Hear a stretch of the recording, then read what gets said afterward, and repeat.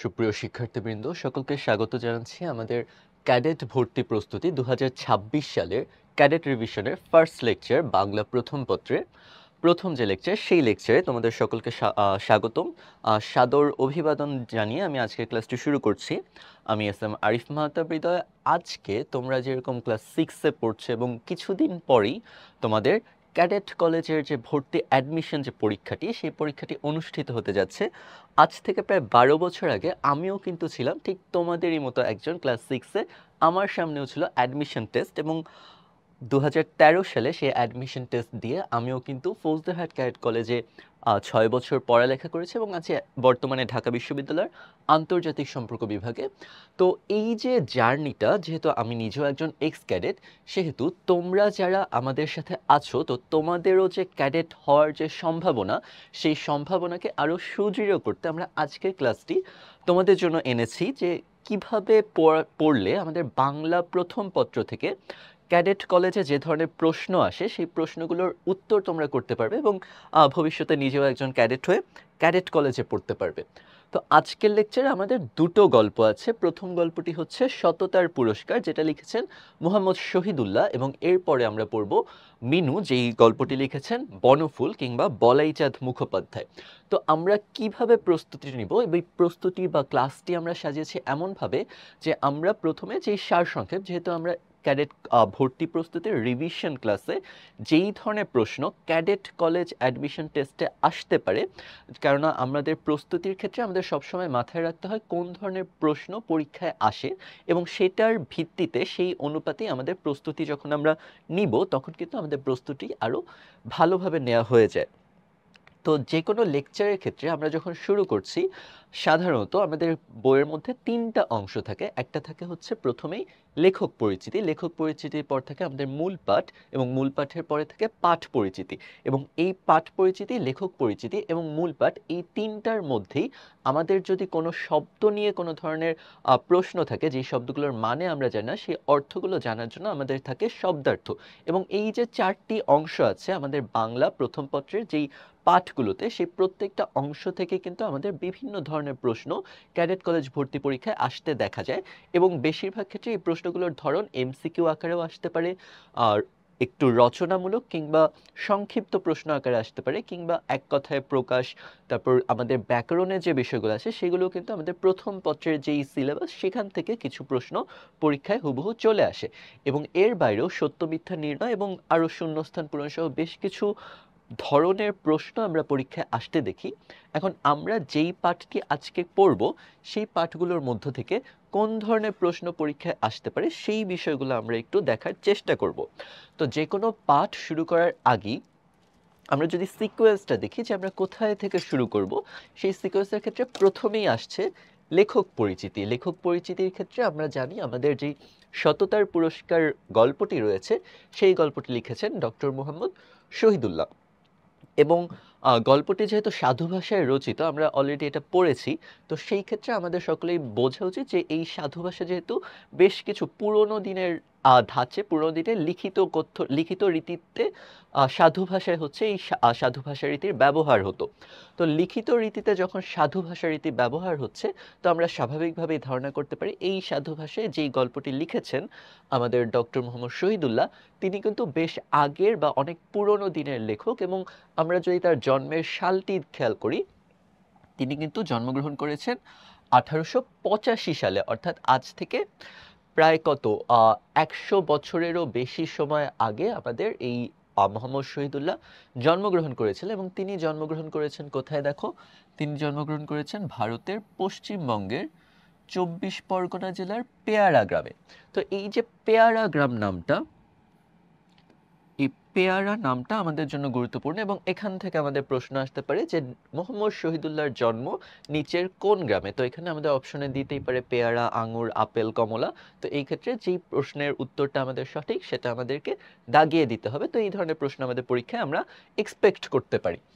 এরপরে যেটা তার শিক্ষা জীবন, শিক্ষা জীবনের ক্ষেত্রে যেহেতু মোহাম্মদ শহীদুল্লাহ একজন কৃতী ছাত্র এবং তার বেশ কিছু পড়াশোনার দিক দিয়ে তিনি নিজেও একজন অধ্যাপক ছিলেন এবং সাধারণভাবেই বিশ্ববিদ্যালয়ে যারা অধ্যাপনা করেন তাদের শিক্ষা জীবন খুবই গুরুগম্ভীর বা অনেক জায়গায় তারা পড়াশোনা করেন। এবং ডক্টর মোহাম্মদ শহীদুল্লাহর শিক্ষা জীবনের দিকে যদি আমরা তাকাই, তিনি প্রথমে কলকাতা সিটি কলেজ থেকে সংস্কৃতে বিএ অনার্স এবং কলকাতা বিশ্ববিদ্যালয় থেকে তিনি ভাষাতত্ত্বে এমএ পাশ করেন। এবং তিনি যে কলকাতা বিশ্ববিদ্যালয়ে ভাষাতত্ত্ব থেকে এমএ কিংবা মাস্টার্স স্নাতকোত্তর ডিগ্রি অর্জন করেন, সেই স্নাতকোত্তর ডিগ্রি অর্জনের ক্ষেত্রে তিনি কিন্তু ছিলেন তার বিভাগের প্রথম ছাত্র, অর্থাৎ ভাষাতত্ত্ব বিভাগের প্রথম ছাত্র। অর্থাৎ তার আগে কলকাতা বিশ্ববিদ্যালয়ের যেই ভাষাতত্ত্ব বিভাগ, সেই বিভাগে কিন্তু কোনো ছাত্র পড়ালেখা করেনি। অর্থাৎ যেহেতু কলকাতা বিভাগও কলকাতা বিশ্ববিদ্যালয় হচ্ছে আরও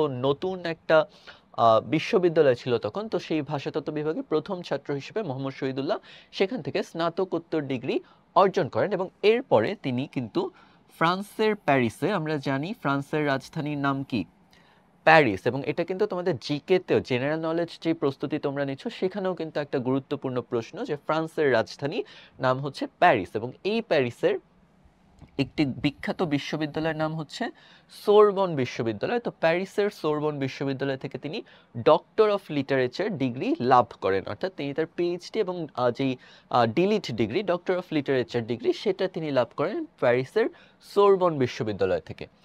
এরপরে কর্মজীবনে তিনি কোথায় কোথায় অধ্যাপনা করেন আমরা অলরেডি জেনেছি, ডক্টর মোহাম্মদ শহীদুল্লাহ ছিলেন একজন অধ্যাপক। তো কর্মজীবনে তিনি অধ্যাপনা করেন প্রথমে ঢাকা বিশ্ববিদ্যালয় এবং পরবর্তীতে রাজশাহী বিশ্ববিদ্যালয়ের বাংলা বিভাগে তিনি অধ্যাপনা করেন। যেহেতু তিনি ভাষাতত্ত্ব বিভাগের শিক্ষার্থী ছিলেন, সেহেতু এই ভাষাতত্ত্ব বিভাগের শিক্ষার্থী হিসেবে বাংলা বিভাগের শিক্ষক হিসেবে তিনি পরবর্তীতে বাংলা বিভাগে অধ্যাপনা করেছেন। এবং তার যে উল্লেখযোগ্য লেখার মধ্যে বেশ কিছু লেখাই কিন্তু শিশুতোষ কিংবা তোমাদের মতো শিশুদের জন্য তিনি বেশ কিছু লেখা লিখেছেন। এবং সেই শিশুতোষ রচনা থেকে কিন্তু আমাদের পরীক্ষায় প্রশ্ন আসবে। কোন ধরনের প্রশ্ন আসবে, যেমন আমরা দেখতে পাচ্ছি ছোটদের জন্য তার যে লেখা শেষ নবীর সন্ধানে এবং গল্প মঞ্জুরি, তো এই যে দুটো বই, এই দুটো বই তিনি ছোটদের জন্য বা শিশু কিশোরদের জন্য তিনি লিখেছেন। এবং এই দুটো বই থেকে প্রশ্ন আসতে পারে যে নিচের কোনটি মোহাম্মদ শহীদুল্লাহর লেখা শিশুতোষ রচনা কিংবা হচ্ছে ছোটদের জন্য লেখা রচনা। এবং এর মধ্যে এই দুটোর পাশাপাশি তার বড়দের জন্য লেখা অন্য দুটো বইয়ের নাম দেয়া থাকতে পারে, যেটার ক্ষেত্রে আমরা আলাদা করে ডিফারেন্সিয়েট করে রাইট যে এমসিকিউটা আছে সেখানে টিক চিহ্ন দিতে হবে। তার সম্পাদনায় শিশু পত্রিকা আঙুর প্রকাশিত হয়। এবং এই যে আঙুর, যেটা হচ্ছে তার শিশুতোষ পত্রিকা, অর্থাৎ শিশুদের জন্য লেখা একটি পত্রিকা, যেটা কেবলমাত্র শিশুদের জন্য, শিশুদের যেই গল্প কবিতা ছড়া এই ধরনের বেশ কিছু সাহিত্যিক যেই বিষয়গুলো ছিল সেই বিষয়গুলো ইনক্লুড করে এই পত্রিকাটি প্রকাশিত হতো। এবং এই আঙুর পত্রিকা কিন্তু ডক্টর মোহাম্মদ শহীদুল্লাহর খুবই ফেমাস একটি পত্রিকা। এবং এখান থেকে কিন্তু এই বিগত বছরগুলোতেও বিভিন্নবার বিভিন্ন ধরনের প্রশ্ন এসেছে। এবং আমাদের এইবারও কিন্তু তোমাদের এই প্রশ্নটা তোমরা কমন পেয়ে যেতে পারো যে ডক্টর মোহাম্মদ শহীদুল্লাহ তিনি তার সম্পাদনায় কোন শিশুতোষ পত্রিকাটি তিনি প্রকাশ করেছেন, এবং পত্রিকাটির নাম হবে তাহলে আঙুর পত্রিকাটি। এবং তার অসামান্য কীর্তিগুলোর মধ্যে অন্যতম হচ্ছে বাংলা ভাষার একটা আঞ্চলিক অভিধান রচনা করা। এখন আঞ্চলিক অভিধান বলতে কি বোঝায়, আমরা জানি বাংলা ভাষায় একটা ডিকশনারি আছে যেখানে বাংলা ভাষায় ব্যবহৃত সকল ধরনের শব্দ হচ্ছে সেখানে থাকে। তো আঞ্চলিক অভিধান বলতে বাংলা ভাষাতেও, আমরা তো প্রমিত ভাষায় কথা বলছি বর্তমানে, প্রমিত ভাষা বাদেও অঞ্চলভেদে বেশ কিছু ভাষা, বেশ কিছু ইউনিক শব্দ আমাদের বাংলা ভাষার মধ্যে রয়েছে। যেমন চট্টগ্রাম, নোয়াখালী অঞ্চল, বগুড়া, রাজশাহী, দিনাজপুর অঞ্চল কিংবা সিলেট অঞ্চল। তো এই বিভিন্ন জায়গার মানুষের মুখের ভাষায় কিছু ইউনিক শব্দ রয়েছে, সেই শব্দগুলোকে একসাথে করে তিনি একটি অভিধান কিংবা ডিকশনারি আকারে প্রকাশ করেন, যেটা কিন্তু বাংলা ভাষায় তার একটি অসামান্য কীর্তি। এবং এখান থেকেও প্রশ্ন এসে থাকে। এর পরবর্তীতে আমরা ডক্টর মোহাম্মদ শহীদুল্লাহর সম্পর্কে যদি কিছু বিশেষ তথ্য জানতে চাই, তার সম্পর্কে বিশেষ তথ্যগুলোর মধ্যে রয়েছে তিনি বহু ভাষাবিদ এবং পণ্ডিত হিসেবে খ্যাত। বহুভাষাবিদ বলতে তিনি বেশ কিছু ভাষায় পারদর্শী ছিলেন। তো তার মধ্যে উল্লেখযোগ্য ছিল বাংলা, ইংরেজি, আরবি, ফার্সি, জার্মান। তো এই ধরনের বেশ কিছু ভাষায় তিনি পারদর্শী ছিলেন। তিনি বলতে এবং লিখতে পারতেন, এবং তিনি যেহেতু বেশ কিছু ভাষায় পারদর্শী এবং ভাষা তত্ত্ব বিভাগ থেকে তিনি পড়াশোনা করেছেন, এবং তার জীবনও তিনি অতিবাহিত করেছেন অধ্যাপনা করে। তো এই কারণে তিনি পণ্ডিত হিসেবে খ্যাত, এবং বাংলা সাহিত্য এবং ভাষা ও সাহিত্যের ইতিহাস রচনায়ও তিনি কিন্তু অসাধারণ পাণ্ডিত্যের পরিচয় দিয়েছেন। এখন কোন ধরনের ইতিহাস তিনি রচনা করেছেন, যে বাংলা ভাষাটা কোথায় থেকে উৎপত্তি হয়েছে। আমরা ছোটবেলায় যখন বা এখন তোমরা যখন ছোট রয়েছো, এখনো যখন তোমরা বাংলা ব্যাকরণ পড়ছো, তখন কিন্তু খুবই প্রত্যেকটা টপিকে তোমরা দেখবা ডক্টর মোহাম্মদ শহীদুল্লাহ বলেছেন বাংলা ভাষা এত সাল থেকে এত সালের মধ্যে উৎপত্তি হয়েছে, ডক্টর সুনীতি কুমার চট্টোপাধ্যায় বলছেন এত সাল থেকে এত সালের মধ্যে। তো এই ধরনের বাংলা ভাষার ইতিহাস যেটা, যে বাংলা ভাষার জন্ম কখন, কখন থেকে মানুষ বাংলা ভাষাতে কথা বলা শুরু করে, আমরা আজকের যেই বাংলা ভাষায় কথা বলছি সেটার প্রচলন কবে শুরু হয়, তো এই ধরনের ইতিহাস তিনি রচনা করেছেন, এবং এইটার মধ্যে দিয়ে তার যে পাণ্ডিত্য, সেই পাণ্ডিত্য প্রকাশ পেয়েছে। বাংলা ব্যাকরণ রচনাতেও তার অবদান স্মরণীয়। আমরা অলরেডি দেখেছি তিনি বাংলা ভাষার আঞ্চলিক অভিধানও রচনা করেছেন, এবং ভাষা ও সাহিত্য নিয়ে গবেষণার স্বীকৃতি স্বরূপ তিনি কিন্তু বেশ কিছু পুরস্কার পেয়েছেন। এরপরে আমাদের আরও যে জিনিসটা আমাদের জানা প্রয়োজন, সেটা হচ্ছে তার মৃত্যু কবে হয়। তো 1969 খ্রিস্টাব্দে ঢাকায় তিনি মৃত্যুবরণ করেন, এবং ঢাকা বিশ্ববিদ্যালয়ের শহীদুল্লাহ হল প্রাঙ্গণে তাকে সমাহিত করা হয়। তোমরা যদি কেউ ঢাকা বিশ্ববিদ্যালয়ে যাও, কার্জন হলের ঠিক পাশেই দেখবে শহীদুল্লাহ হল রয়েছে, এবং এই শহীদুল্লাহ হলের প্রাঙ্গণেই কিন্তু ডক্টর মোহাম্মদ শহীদুল্লাহকে সমাহিত করা হয়, যেখানে তিনি এখনো চিরনিদ্রায় শায়িত রয়েছেন। এবং এই যে 1969 সাল, আমরা জিকেতে এই 1969 সালটা পড়ি। তো জিকেতে আমরা কি পড়ি, যে এই 1969 সালে কিন্তু এর আগে বাংলাদেশে 2024-এ একটা গণঅভ্যুত্থান হয়েছে। তার আগের যে গণঅভ্যুত্থানটা, সেটা কিন্তু 1969 সালে প্রথমবারের মতো যে 69-এর গণঅভ্যুত্থান, সেটা কিন্তু হচ্ছে আমরা দেখি 1969 সালে হয়েছে। তো এইভাবে জিকের পড়ার সাথে তুমি বাংলার যে পড়াগুলো, এটা রিলেট করেও কিন্তু তুমি একসাথে সবকিছু মনে রাখতে পারবে, যে যখন 1969 সালে কি কি ঘটনা ঘটেছে। তো এই সবগুলো যদি তুমি একসাথে মনে রাখো, তাহলে তুমি বাংলাও যেভাবে মনে রাখতে পারবে, জিকের যে পড়াগুলো রয়েছে সেই জিনিসগুলোও কিন্তু তোমরা মনে রাখতে পারবে।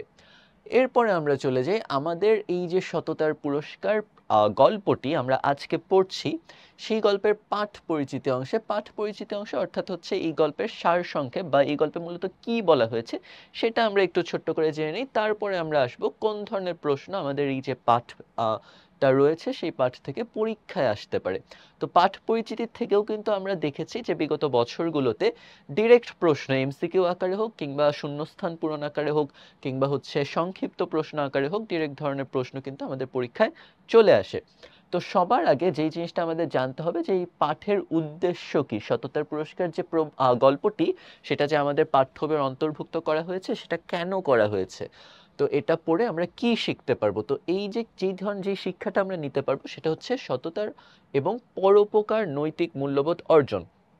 তো তোমরা যদি পুরো পাঠটা একবার মনে করে থাকো, যে সততার পুরস্কার আসলে কি লেখা হয়েছে, লেখাটা কিন্তু মূলত সততা, যে তুমি যদি নৈতিকভাবে সৎ থাকো এবং হচ্ছে পরোপকার করো, যে মানুষের যদি উপকার করো, তাহলেই কিন্তু তুমি একজন সুনাগরিক, বা হচ্ছে একজন আহ, মানুষ হিসেবে তুমি হচ্ছে সফল হতে পারবে। এবং হচ্ছে একজন মানুষ তখনই সফল হতে পারবে যখন সে সততার পরিচয় দিবে, অনৈতিক উপায়ে কিংবা হচ্ছে উপকারীর উপকার স্বীকার না করে অকৃতজ্ঞতা পোষণের মধ্য দিয়ে কিন্তু আমাদের এই গল্পের যেই তিনজন চরিত্র রয়েছে, এই তিনজন চরিত্র কিন্তু পরবর্তীতে তাদের মধ্যে যেই দুইজন তার হচ্ছে উপকারীর প্রতি কৃতজ্ঞতা স্বীকার করেনি, তারা কিন্তু আখেরে বিফল হয়েছে। তো জীবনে যদি সফলতা অর্জন করতে চাই, বা হচ্ছে মানুষ হিসেবে আমাদের জীবন যদি আমরা সার্থক করে তুলতে চাই, তাহলে কিন্তু সৎ থাকা, পরোপকারী হওয়া এবং নৈতিক মূল্যবোধ অর্জনের কোনো বিকল্প নেই। তো এই যে বিষয়টা, সততা, পরোপকার এবং নৈতিক মূল্যবোধ অর্জন, এই তিনটি বিষয় অর্জন করাই হচ্ছে আমাদের এই যে সততার পুরস্কার পাঠটি রয়েছে আমাদের, সেটার মুখ্য উদ্দেশ্য। এখন এই গল্পের মূল বাণী কি, অর্থাৎ গল্পটিতে মূলত কি বলা হয়েছে, কি মেসেজ আমাকে দেওয়া হয়েছে। আমরা বাণী শব্দের অর্থ জানি মেসেজ, যে কোন ধরনের বার্তা আমাদেরকে লেখক এই গল্পটির মধ্য দিয়ে দিতে চেয়েছে।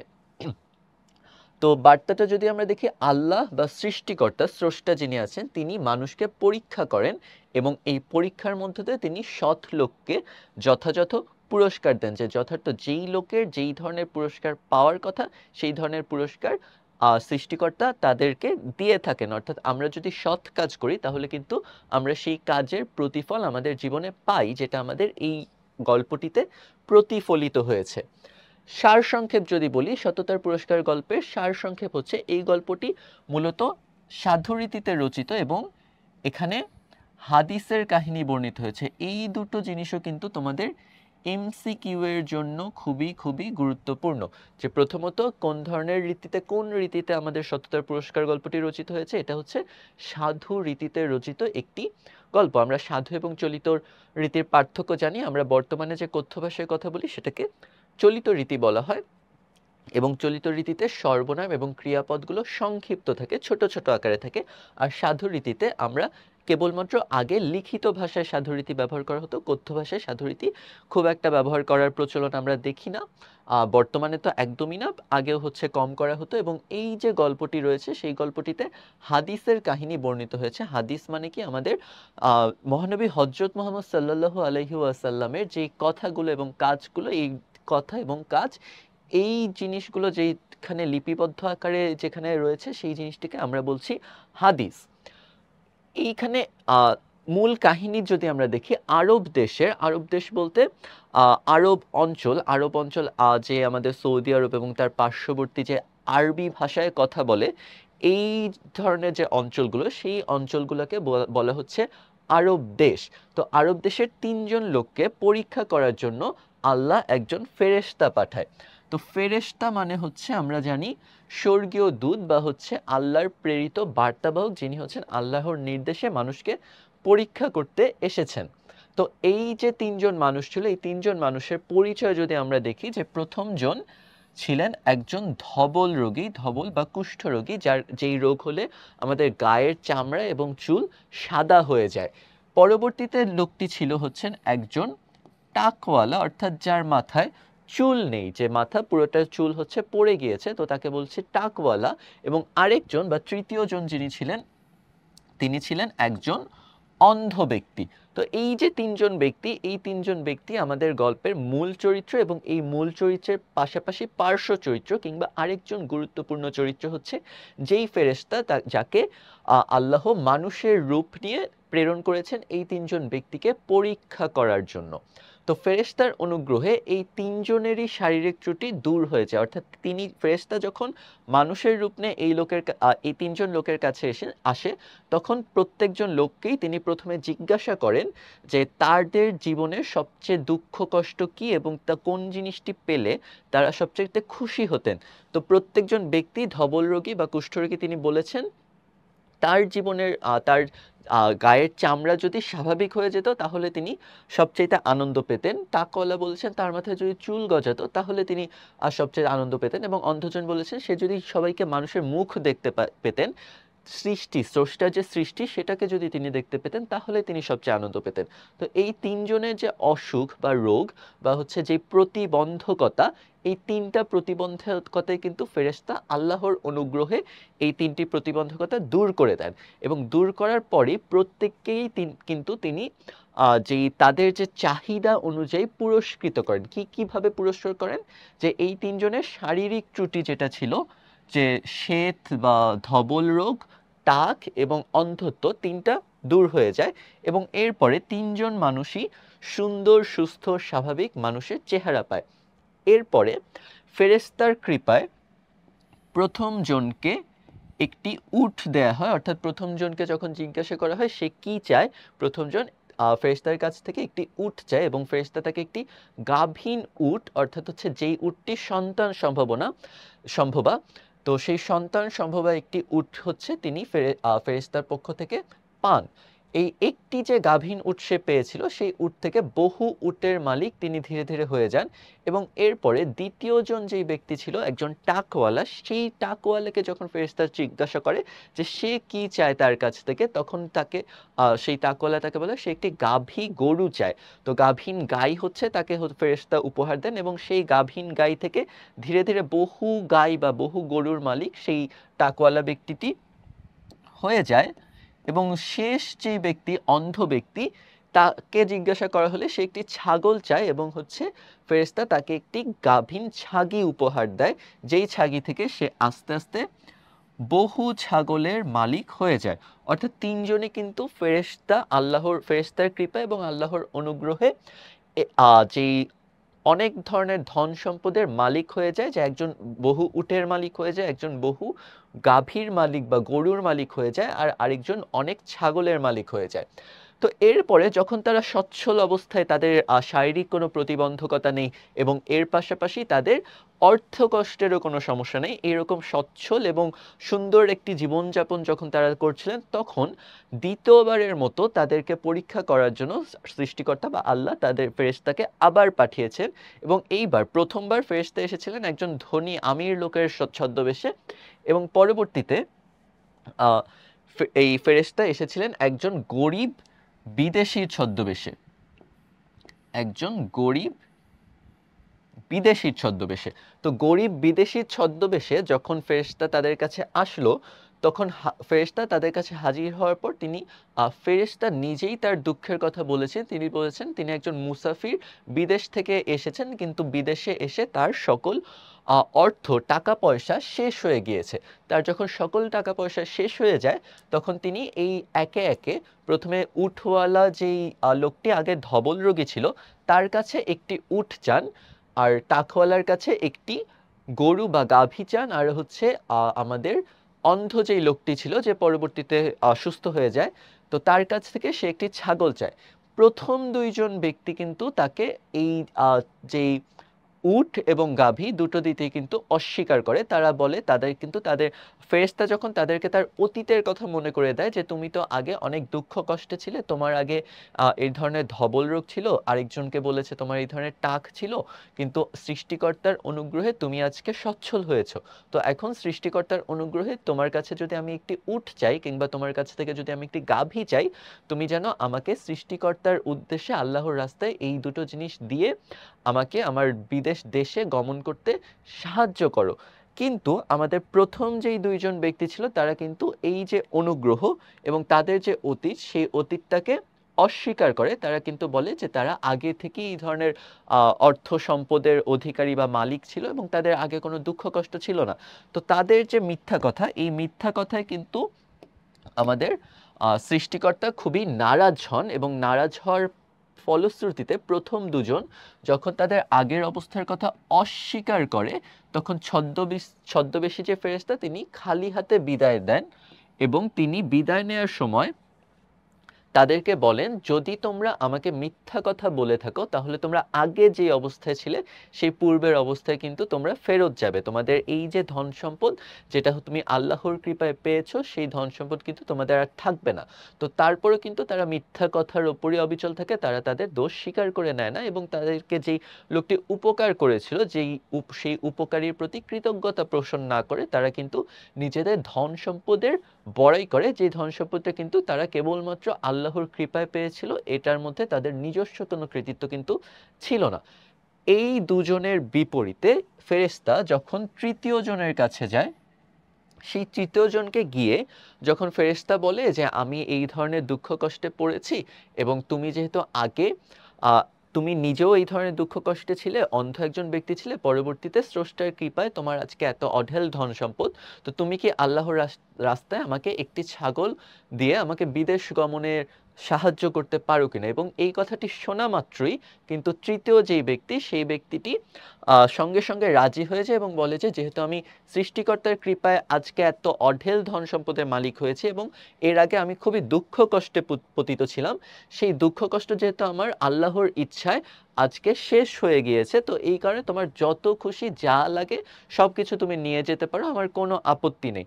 এবং এই যে কৃতজ্ঞতা স্বীকার, এই কৃতজ্ঞতা স্বীকারের মধ্য দিয়েই কিন্তু আল্লাহ তার উপর খুশি হয়েছেন। তো আল্লাহ তার উপর খুশি হয়েছেন এবং তার যে সম্পদ, সেই সম্পদটা কিন্তু তারই রয়ে যায়। কিন্তু ওই যে বিপরীতে ফেরেশতা যে বলেছে যে উটওয়ালা এবং গাভীওয়ালা যারা আগে ধবল রোগী এবং টাকওয়ালা ছিল, তাদের যেই সম্পদ, তারা যেহেতু মিথ্যা কথা বলেছিল, তো এই কারণে কিন্তু তারা আবারও পূর্বের অবস্থায় দুঃখ কষ্টে নিপতিত হয়ে যায়। এবং প্রথম দুজনের উপর তাহলে আল্লাহ হচ্ছে অসন্তুষ্ট হলেন এবং তাদের অবস্থা আগের মতো হয়ে গেল। এবং এর মধ্য দিয়ে অকৃতজ্ঞ যারা ছিল তারা অকৃতজ্ঞতার উপযুক্ত ফল পেল, এবং যেই লোকটি কৃতজ্ঞতা পোষণ করেছে স্রষ্টার যে নিয়ামত, সেই নিয়ামতের প্রতি তার আস্থা রেখেছে এবং আস্থা রেখে পরোপকার করতে রাজি হয়েছে, সেই লোকটির ধন সম্পদ কিন্তু তারই রয়ে গেল।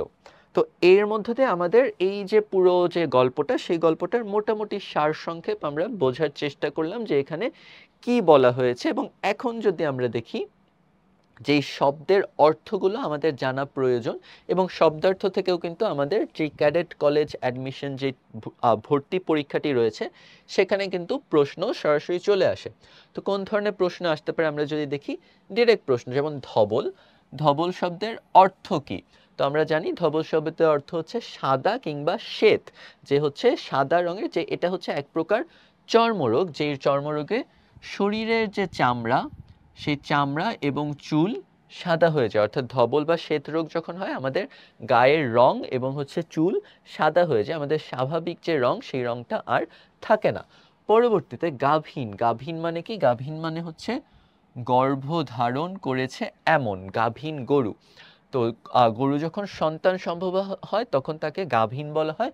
এবং এই যে গাভীন, এটা কিন্তু আমাদের এক কথায় প্রকাশের জন্য একটি গুরুত্বপূর্ণ শব্দ। যে গাভীন শব্দটি এক কথায় প্রকাশ যদি করতে বলা হয়, তাহলে আমরা কি বলবো? গর্ভধারণ করেছে এমন গরু। আমির, আমির হচ্ছে একটি আরবি শব্দ, যেই শব্দটার অর্থ হচ্ছে ধনী কিংবা ধনবান, অনেক ধন সম্পদের মালিক এমন ব্যক্তিকে বলা হয় আমির। সর্বাঙ্গে, সর্বাঙ্গ শব্দের অর্থ সর্ব অঙ্গে, সারা শরীরে, আমাদের সারা শরীরে, সমস্ত দেহে, অর্থাৎ সর্বাঙ্গে ধবল রোগ বা সাদা রোগ ছিল হচ্ছে ধবল রোগীটির। তো এই কারণে সর্বাঙ্গ শব্দের অর্থ সারা অঙ্গ বা সারা দেহে। এবং এই সর্বাঙ্গও কিন্তু আমাদের এক কথায় প্রকাশের জন্য গুরুত্বপূর্ণ। তাহলে সর্বাঙ্গে এক কথায় প্রকাশ যদি আমরা করতে চাই, তাহলে হবে সর্ব অঙ্গে।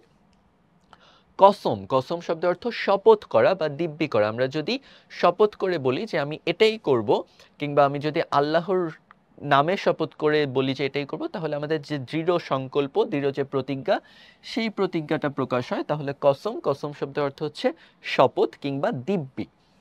স্বর্গীয় দূত, স্বর্গীয় দূত বলতে এখানে ফেরেশতাকে বোঝানো হয়েছে। আমাদের ফেরেশতা যিনি আল্লাহর বার্তা নিয়ে, এই যে তিনজন চরিত্র ছিল আমাদের গল্পের, তিনজনের কাছে এসেছে, তো তাদেরকে বলা হচ্ছে স্বর্গীয় দূত বা আল্লাহর বার্তাবাহক, যে আল্লাহর পক্ষ হতে তিনি এই তিনজন ধবল রোগী, টাকওয়ালা এবং অন্ধ মানুষের কাছে এসেছিলেন আল্লাহর সংবাদ বা বার্তা নিয়ে।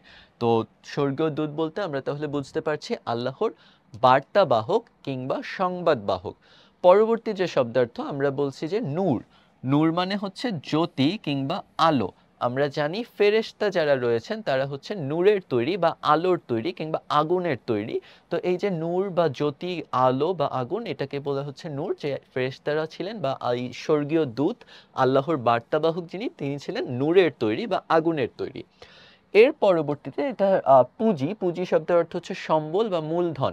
যেই অর্থটা আমরা ব্যয় করে আমাদের ব্যবসা বাণিজ্য করি, কিংবা হচ্ছে যে অর্থটা আমরা ব্যয় করে অন্য কোনো অর্থ বা আরো বেশি অর্থ উপার্জনের চেষ্টা করি, সেটাকে বলা হচ্ছে পুঁজি।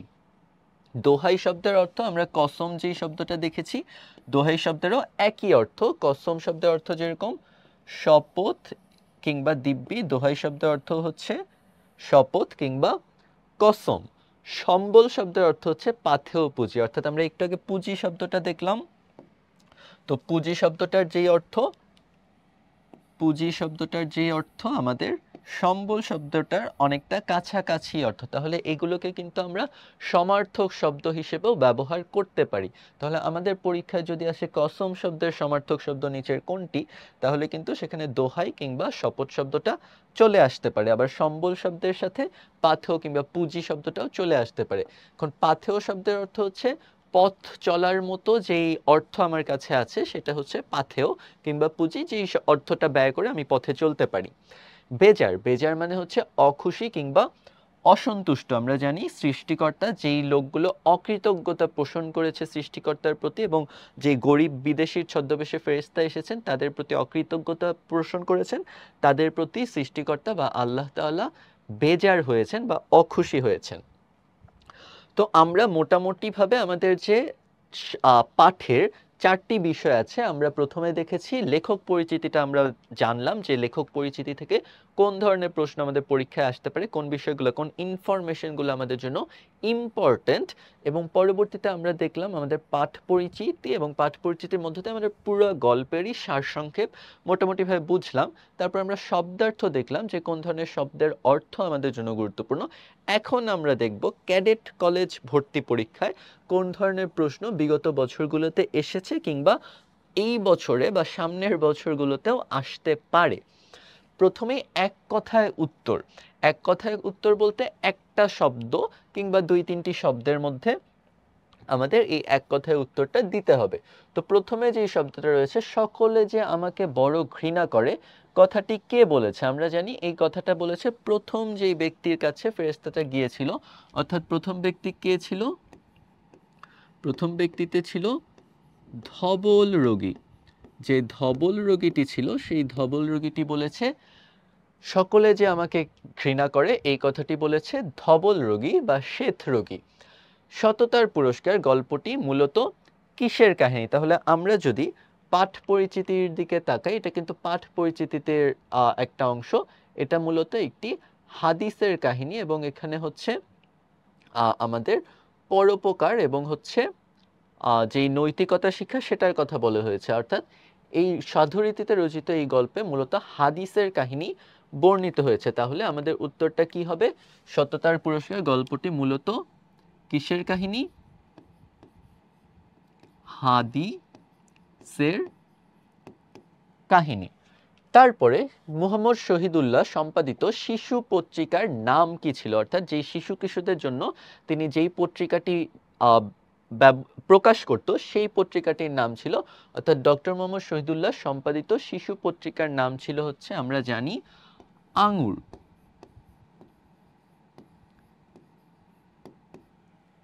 যে ডক্টর মুহাম্মদ শহীদুল্লাহ সম্পাদিত যে শিশু পত্রিকাটি ছিল তার নাম ছিল হচ্ছে আঙ্গুর।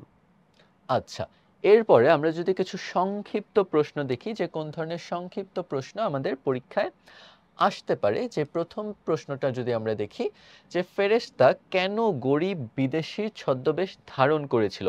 এখন সংক্ষিপ্ত প্রশ্ন লেখার ক্ষেত্রে আমাদের কিছু কৌশল রয়েছে, যে কৌশলগুলো আমরা অবলম্বন করতে পারি। এখন যখন আমরা রচনামূলক অর্থাৎ সংক্ষিপ্ত প্রশ্ন বললে তো আমরা এক কথায় আর উত্তর দিতে পারছি না, আমাদের আরেকটু বড় করে উত্তর দিতে হয়। এখন উত্তর দেওয়ার ক্ষেত্রে ধরো সবাই তো বড় করে একই ধরনের প্রশ্নের উত্তর করবে, তো সেই ক্ষেত্রে রচনামূলক যে প্রশ্নগুলো রয়েছে বা একটু বড় আকারে যে প্রশ্নগুলোর উত্তর দিতে হয়, সেখানেই কিন্তু নাম্বার বেশি পাওয়ার যেই সম্ভাবনা, সেই সম্ভাবনাটা থেকে যায়। তো তুমি কিভাবে এই প্রশ্নগুলোর উত্তর করার সময় বেশি নাম্বার পেতে পারো, এটা কিন্তু তুমি কিভাবে তোমার উত্তরটা প্রেজেন্ট করবে খাতায় সেটার উপর নির্ভর করছে।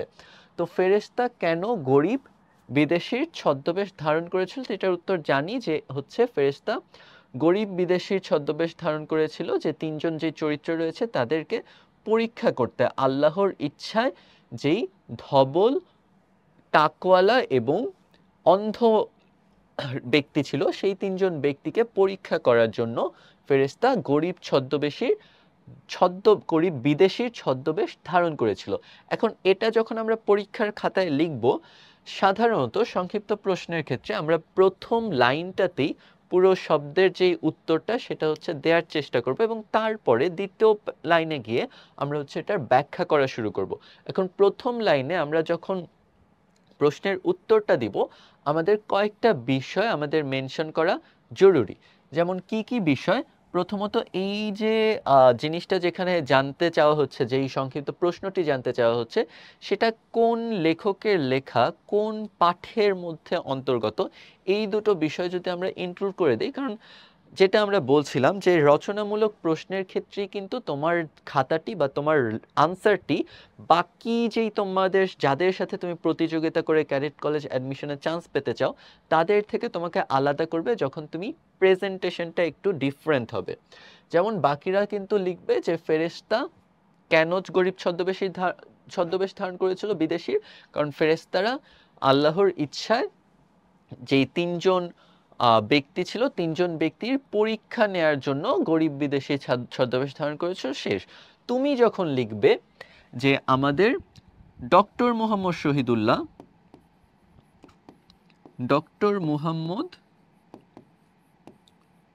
শহীদুল্লাহ তার নামটি যখন তুমি উল্লেখ করে দিবে এবং এর পাশাপাশি কোন পাঠের মধ্যে এই নামটি উল্লেখ আছে, এই প্রশ্নটি নেওয়া হয়েছে, সেটা হচ্ছে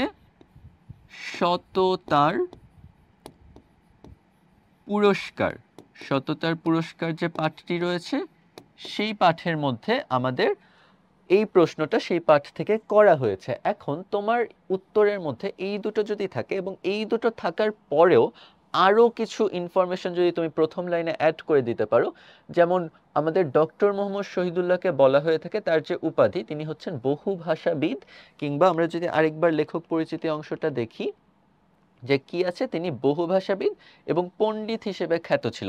তাহলে আমরা বলতে পারি বহুভাষাবিদ ডক্টর মোহাম্মদ শহীদুল্লাহ কিংবা পণ্ডিত ডক্টর মোহাম্মদ শহীদুল্লাহ। বহুভাষাবিদ উপাধি হিসেবে শুনতে ভালো দেখায়, তাহলে আমরা যদি বলি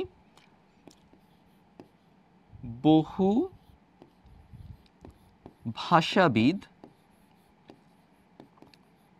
ডক্টর মোহাম্মদ শহীদুল্লাহ তার সততার পুরস্কার গল্পে উল্লেখ করেছেন যে ফেরেশতারা বা বহুভাষাবিদ ডক্টর মোহাম্মদ শহীদুল্লাহ রচিত সততার পুরস্কার গল্প অনুসারে ফেরেশতারা গরিব বিদেশি ছদ্মবেশ ধারণ করেছিল আল্লাহর ইচ্ছায়।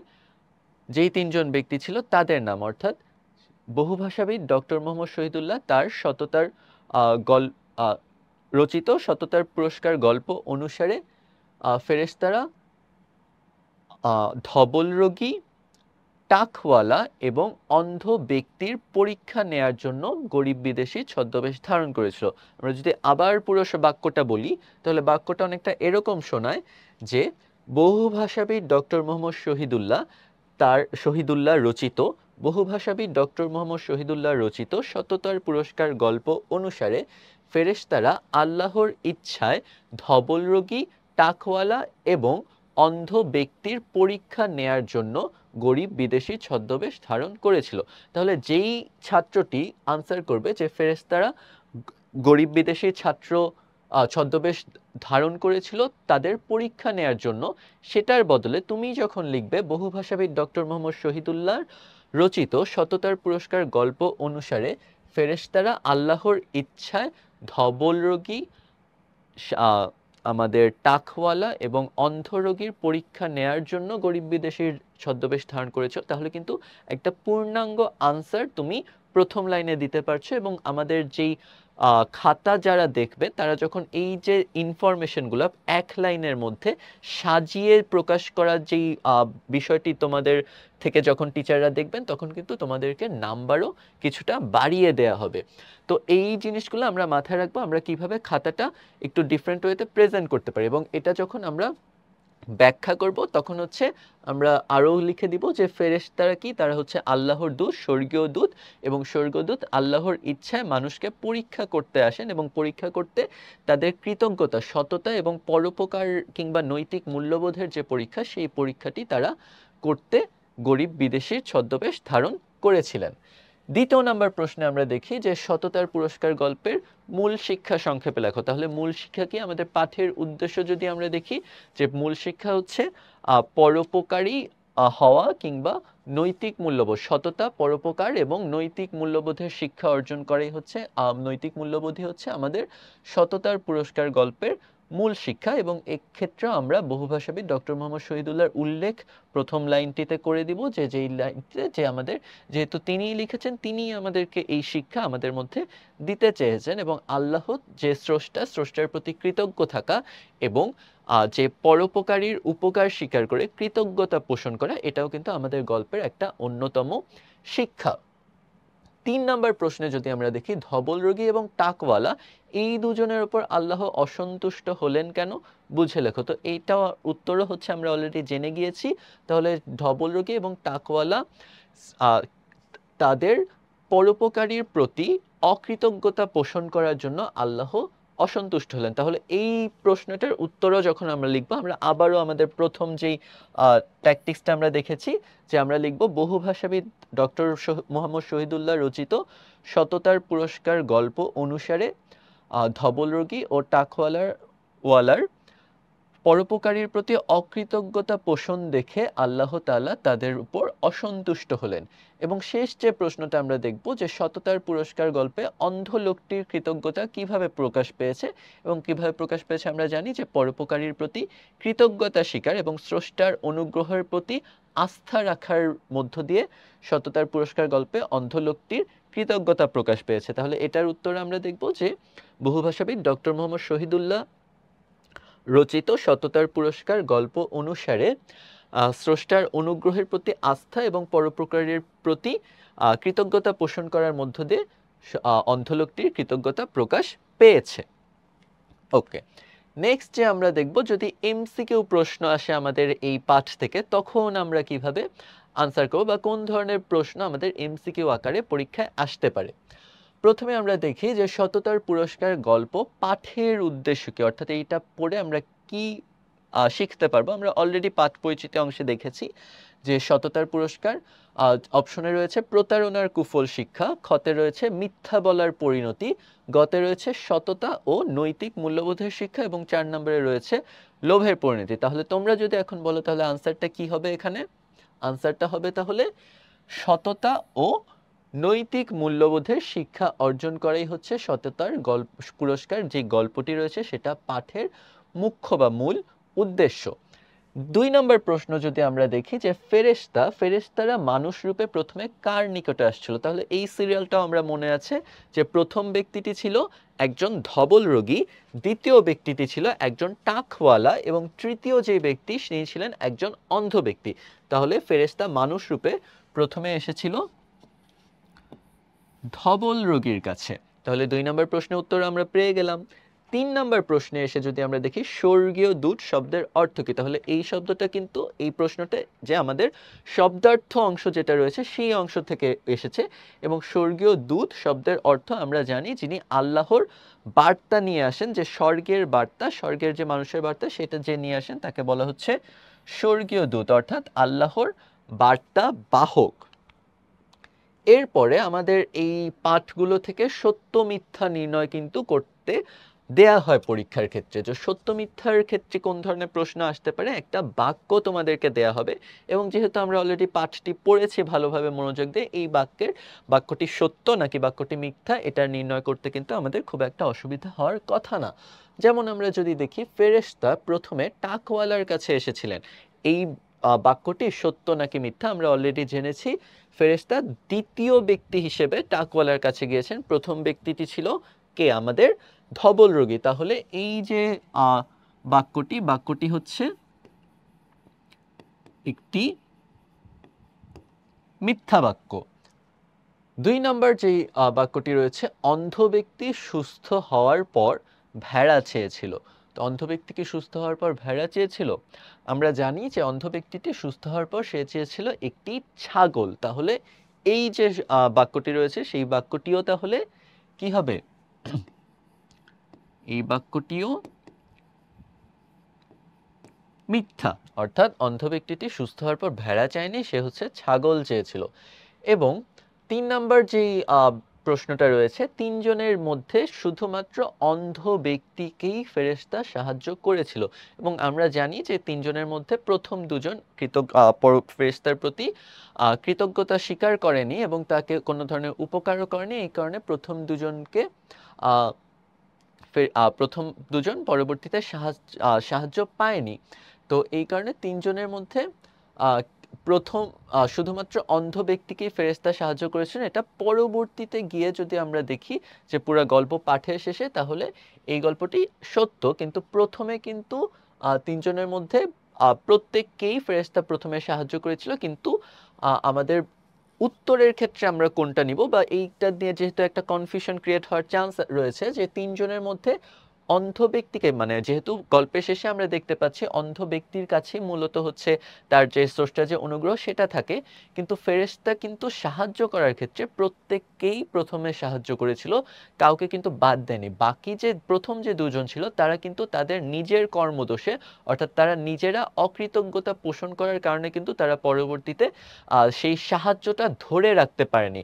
এবং তাহলে আমরা যদি দেখি তিনজনের মধ্যে শুধুমাত্র অন্ধ ব্যক্তিকেই ফেরেশতা সাহায্য করেছেন, এটা কিন্তু ভুল।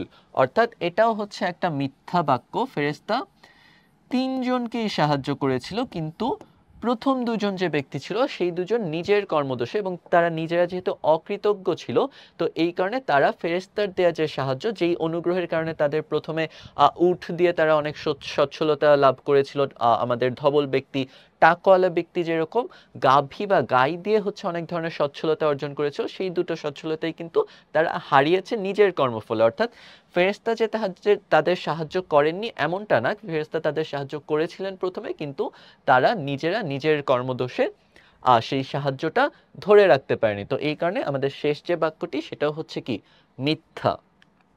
ওকে, এরপরে আরেক ধরনের প্রশ্ন আমাদের পরীক্ষায় আসে, যে শূন্যস্থান পূরণের ক্ষেত্রে ফেরেশতারা কিসের তৈরি।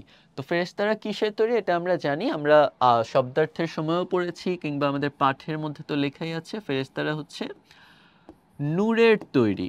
তাহলে আমাদের উত্তরটা হচ্ছে ফেরেশতারা নূরের তৈরি বা আলোর তৈরি। তো আমাদের যেহেতু পাঠে নূরের তৈরি লেখা আছে সরাসরি, তাহলে শূন্যস্থান পূরণের ক্ষেত্রে আমরা নূরের তৈরি শব্দটি ব্যবহার করব।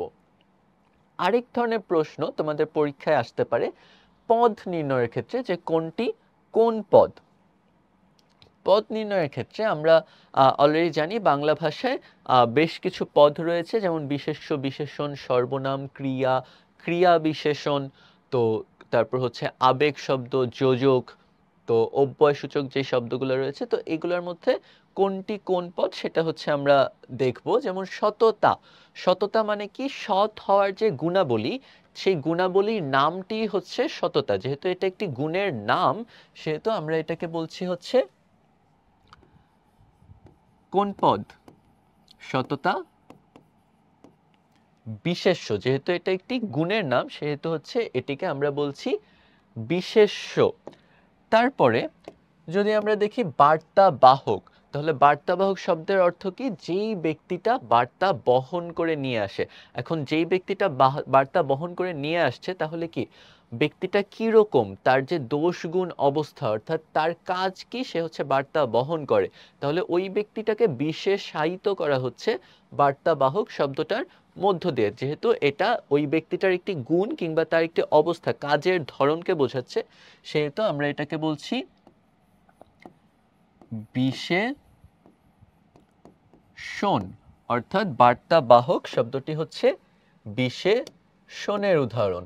সর্বাঙ্গ, সর্বাঙ্গ শব্দের অর্থ আমরা দেখেছি সর্ব অঙ্গ, সারা অঙ্গ, সারা দেহ, অর্থাৎ এটা হচ্ছে সারা দেহের নাম। তো সর্বাঙ্গ এটা হচ্ছে একটা নাউন বা বিশেষ্য, যেটা হচ্ছে সারা দেহের কথা বলা হচ্ছে। তো তাহলে এটা হচ্ছে বিশেষ্য, সর্ব অঙ্গ, সারা দেহ, এটা হচ্ছে বিশেষ্য। টাকওয়ালা, তো টাকওয়ালাটা লোকটি হচ্ছে কোন ধরনের, তো তার হচ্ছে সে তার দোষ গুণ বা তার দোষের কথাই হচ্ছে আমরা এখানে বলতেছি, সে কোন ধরনের মানুষ, সে তাকে হচ্ছে বিশেষায়িত করা হচ্ছে। তো এই বিশেষায়িত করার কারণে টাকওয়ালা শব্দটিকে আমরা বলছি বিশেষণ। স্বর্গীয় শব্দ, স্বর্গীয় শব্দটার ক্ষেত্রেও আমরা দেখছি যে কোন ধরনের, তো একটা অবস্থার কথা বলছে যে স্বর্গীয় অবস্থা, তো যেহেতু স্বর্গীয় অবস্থা বিশেষ সাহিত্য করা হয়েছে সেহেতু আমরা এটাকে বলছি বিশেষণ। পাথেয়, আমরা পাথেয় শব্দের অর্থ শব্দার্থতে পড়েছি পুঁজি কিংবা সম্বল। তো পুঁজি বা সম্বল সাধারণত অর্থ হয় এবং এটা একটা নাম যে আমার পথ চলার যে অবলম্বন সেটাকে আমরা বলতেছি পাথেয়। তো এই কারণে এটাও যেহেতু একটা নাম সেহেতু আমরা এটাকে বলছি বিশেষ শো। তাহলে পাথেয় কি হবে? বিশেষ শো। দোহাই, দোহাই মানে হচ্ছে শপথ করা, যে দোহাই দিয়ে কিছু বলা, কিন্তু দোহাইটা হচ্ছে ইউজ করা হয় কিসের ক্ষেত্রে, যে হচ্ছে আমি যখন কোনো শব্দের দোহাই দিই, কারো উপর কোনো ধরনের দোহাই দিই, তখন সেটাকে দোহাই বলা হয়। এবং দোহাই শব্দটাও কি শপথ, যেরকম শপথ করা সেরকম দোহাই দেয়া, এটাও হচ্ছে একটা নাম কিংবা বিশেষ্য। তো দোহাই এটা হচ্ছে বিশেষ্য। অকৃতজ্ঞ, অকৃতজ্ঞতার ক্ষেত্রে আমরা দেখতে পাচ্ছি সে তুমি কৃতজ্ঞ নাকি অকৃতজ্ঞ, এটা হচ্ছে একটা ব্যক্তির গুণাবলীর কথা বলা হচ্ছে, তো গুণাবলী কিংবা দোষের কথা বলা হচ্ছে। তো এই কারণে আমরা এটাকে বলছি বিশেষণ। অকৃতজ্ঞ বিশেষণ। উদ্দেশ্যর ক্ষেত্রে আমরা কি চাই, আমাদের যেই লক্ষ্য সেই লক্ষ্যটাকে বলছি আমরা উদ্দেশ্য, যেটা হচ্ছে আমাদের একটা নাম। তো আমাদের উদ্দেশ্য কি, তো এটা যেহেতু একটা নাম সেহেতু হচ্ছে আমরা এটাকে বলছি বিশেষ্য। বেজার, বেজার মানে হচ্ছে নারাজ হওয়া, অখুশি হওয়া। তো সৃষ্টিকর্তা অখুশি হন, তো অখুশি হওয়া যেহেতু একটা অবস্থা সেহেতু আমরা এটাকে বলছি বিশেষণ। এবং সর্বশেষ এদের, এদের দ্বারা আমরা বলছি হচ্ছে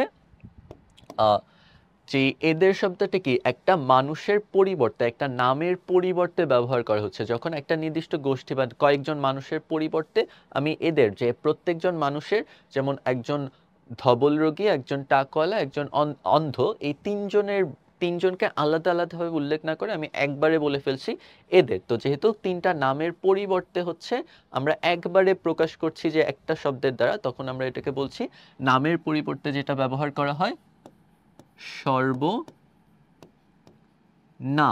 তো এর মধ্যে দিয়ে আমরা এই যে পদ নির্ণয়, তো পদ নির্ণয়ের যে বিষয়গুলো সেগুলো হচ্ছে আমাদের পরীক্ষায় আসতে পারে। এবং এই পদ নির্ণয় যে বিষয়টা, এটা অনেক ক্ষেত্রেই ধরো তোমার যদি বাক্য আকারে দেয়া থাকে তাহলে এটা কিন্তু কনটেক্সট স্পেসিফিক হয়ে যায়, যে এক একটা বাক্যে এক একটা শব্দ মাঝে মাঝে এক এক পদের কাজ করে। তো সেটাও হচ্ছে আমরা পরবর্তী ক্লাসগুলোতে দেখব, যে আমাদের ব্যাকরণের যে ক্লাসগুলো রয়েছে তখন আমরা দেখব যে এক একটা বাক্যের মধ্যে এই যে শব্দগুলো, এই শব্দগুলো যখন ব্যবহার হয় তখন বাক্যের অর্থ অনুসারে এই পদগুলোও কিন্তু কিছুটা ডিফারেন্ট হয়ে যেতে পারে। পরবর্তীতে এক কথায় প্রকাশ করার ক্ষেত্রে যে গাভীন, গাভীন শব্দটা আমরা শব্দার্থ যখন পড়েছি তখন আমরা দেখেছি গাভীন শব্দ হচ্ছে শব্দের অর্থ গর্ভ ধারণ করেছে যে। তাহলে গাভীন শব্দের অর্থ কি হয়ে যায়? গর্ভ ধারণ করেছে যে। তাহলে এক কথায় প্রকাশ করলে গাভীন শব্দের অর্থ হবে গর্ভ ধারণ করেছে যে, বা হচ্ছে যিনি। অকৃতজ্ঞ, অকৃতজ্ঞ শব্দকে এক কথায় প্রকাশ করলে আমরা পাই উপকারীর উপকার স্বীকার করে না যে। তাহলে অকৃতজ্ঞ শব্দটির এক কথায় প্রকাশ কি হবে? উপকারীর উপকার স্বীকার করে না যে। তো তাকে আমরা বলতেছি অকৃতজ্ঞ। যেই লোকটা উপকারীর উপকার স্বীকার করে না তাকে আমরা বলছি অকৃতজ্ঞ। এরপরে যে শব্দটা সর্বাঙ্গ, সর্বাঙ্গকে এক কথায় প্রকাশ করলে আমরা শব্দার্থতে অলরেডি দেখেছি যে সর্বাঙ্গ শব্দের অর্থ হচ্ছে সর্বাঙ্গ শব্দের অর্থ হচ্ছে সর্ব অঙ্গ, সর্ব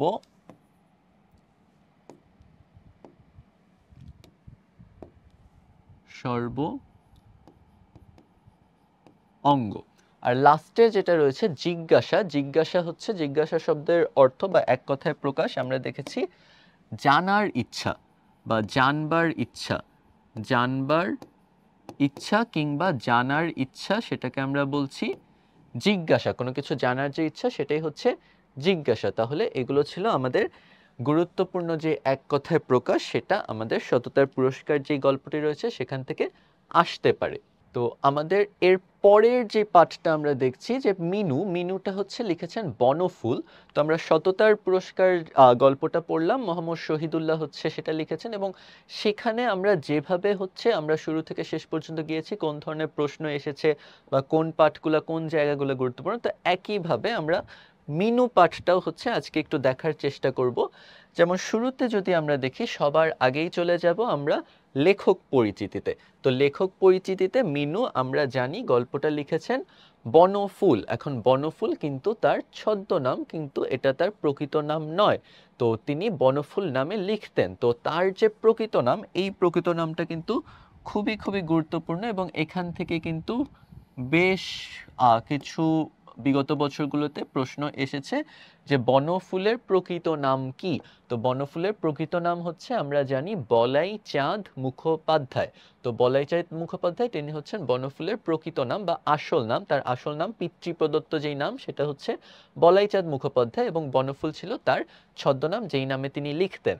এখন তার পেশা কি ছিল আমরা দেখেছি, আমাদের ডক্টর মোহাম্মদ শহীদুল্লাহ তিনি ছিলেন পেশায় অধ্যাপক, কিন্তু এই বনফুল কিন্তু খুবই ইউনিক একটা পেশায় ছিলেন, তিনি কিন্তু পেশায় ছিলেন চিকিৎসক। এখন সাধারণত যারা চিকিৎসা করেন তাদের সাথে সাহিত্যের খুব একটা সংযোগ না থাকলেও আমাদের এই বনফুল তিনি বিভিন্ন সরকারি হাসপাতালে চাকরি করলেও সাহিত্যের প্রতি কিন্তু তার আগ্রহ ছিল ব্যাপক, যেটা আমরা আমাদের পাঠে তার রচনা অন্তর্ভুক্ত হওয়ার মধ্য দিয়ে বুঝতে পারছি।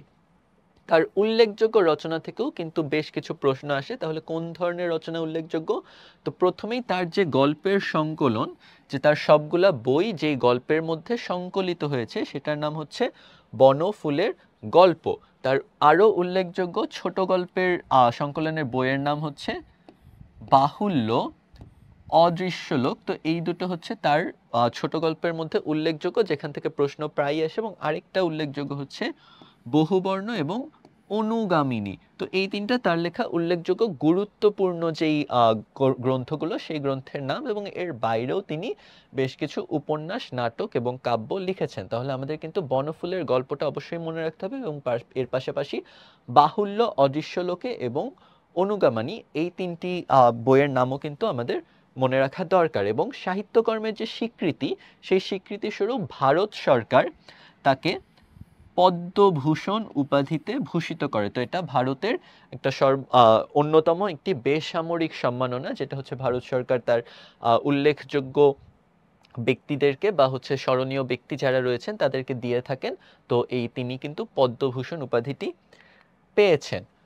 তো বনফুলের আরও যেই উল্লেখযোগ্য বিশেষ তথ্য আমরা দেখি, যে তার বাস্তব জীবন, মানুষের যে সংবেদনশীলতা এবং জ্ঞান বিজ্ঞানের বিচিত্র উপাদানকে তিনি গল্পের বিষয় করেছেন।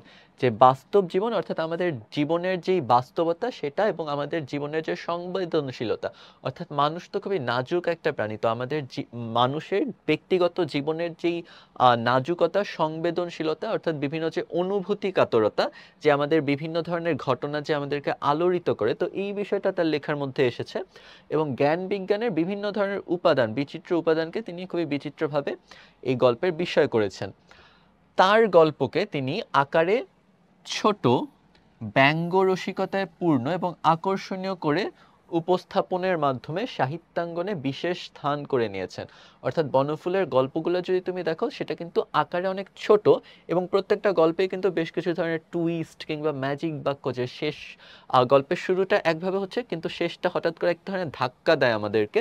তো এই প্রসঙ্গটা কিন্তু এই ধরনের লেখা আমাদের বনফুলের রচনার মধ্যে আছে।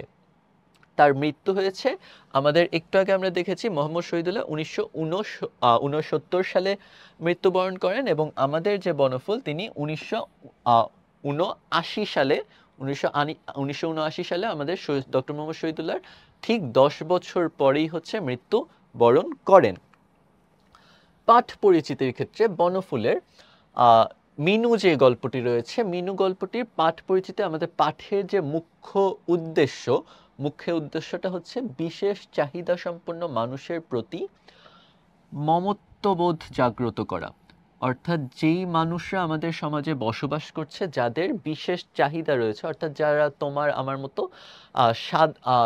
আমার মতো স্বাভাবিকভাবে জীবনযাপন করতে পারে না, তাদের কিছু বিশেষ প্রয়োজনীয়তা রয়েছে।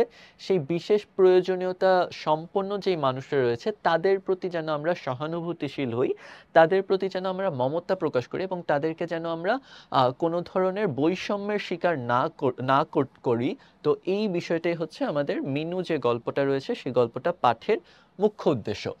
এখন এই গল্পটার মূল কথা হচ্ছে স্বপ্ন যেটা রয়েছে আমাদের, সেটাই হচ্ছে সমস্ত প্রতিকূলতা অতিক্রম করতে সাহায্য করে। এখন মিনুর ক্ষেত্রে যে স্বপ্নটা রয়েছে, মিনু সারাদিন হাড়ভাঙা পরিশ্রম করে, অনেক ধরনের, তার বয়স মাত্র 10 বছর, কিন্তু তারপরেও কিন্তু সে তার যত কাজই তাকে করতে বলা হয় সবকিছুই সে হাসি মুখে মেনে নেয়।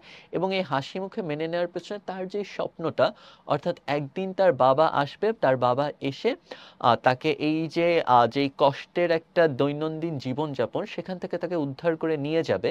তো এই যে স্বপ্নটা, এই স্বপ্নটাই কিন্তু মিনুকে তার যে জীবনের যত ধরনের প্রতিকূলতা, প্রতিবন্ধকতা রয়েছে, সেটা অতিক্রম করতে সাহায্য করছে।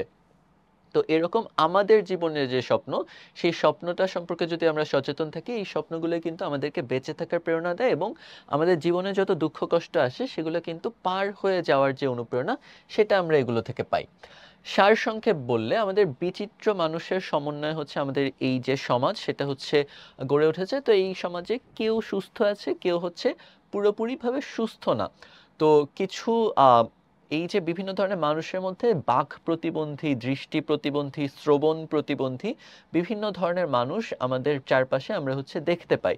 তো আমাদের মিনু গল্পের যে ছোট্ট মেয়ে, 10 বছরের মেয়ে মিনু, সে হচ্ছে একই সাথে বাক এবং শ্রবণ প্রতিবন্ধী। অর্থাৎ তিনি পুরোপুরি শ্রবণ প্রতিবন্ধী না, যেহেতু আমাদের বনফুল গল্পে বলছেন বিনু শুধু যে কথা বলতে পারে এমন না, সে হচ্ছে ঈষৎ কালা, অর্থাৎ সে তার শোনার ক্ষেত্রে অল্প বিস্তর সমস্যা রয়েছে, এবং তার মা বাবা নেই, মা বাবা দুজনেই মারা গিয়েছে।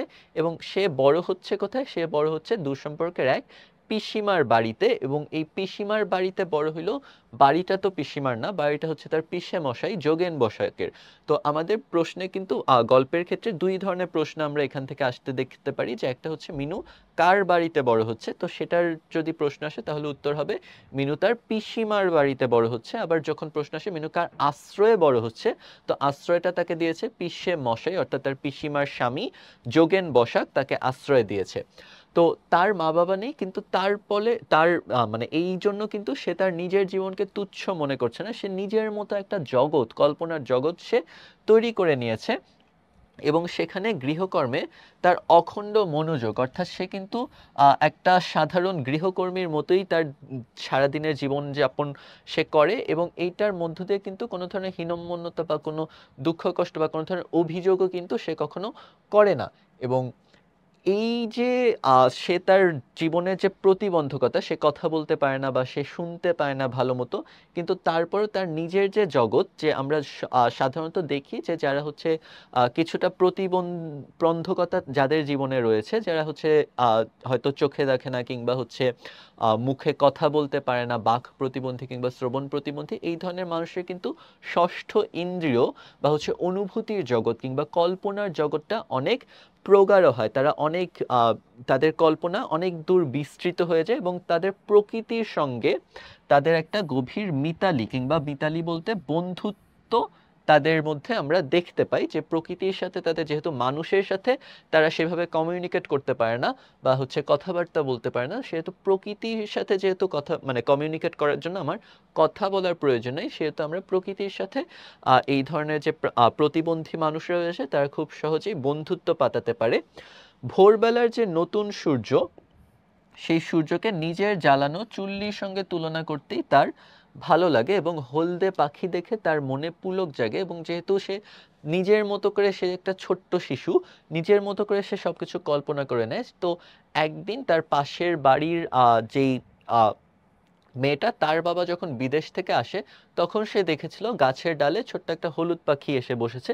তো সেই থেকে তার মনেও একটা বদ্ধমূল ধারণা হয়ে যায় যে তার বাবা, যদিও তার বাবা বেঁচে নেই, কিন্তু পিসিমা তাকে বলেছে তার বাবা দূর দেশে আছে, তো কখনো না কখনো নিশ্চয়ই হয়তো মিনুরকে দেখতে তার বাবা আসবে, হয়তো মিনুর কোলেই আসবে, অর্থাৎ মিনুর কোলে বলতে মিনুর নিজের সন্তান হয়েই হয়তো তার মৃত বাবা আবার হচ্ছে পৃথিবীতে আসতে পারে, যেহেতু আমরা জানি সনাতন ধর্মে এক ধরনের পুনর্জন্মের প্রতি এক ধরনের বিশ্বাস রয়েছে।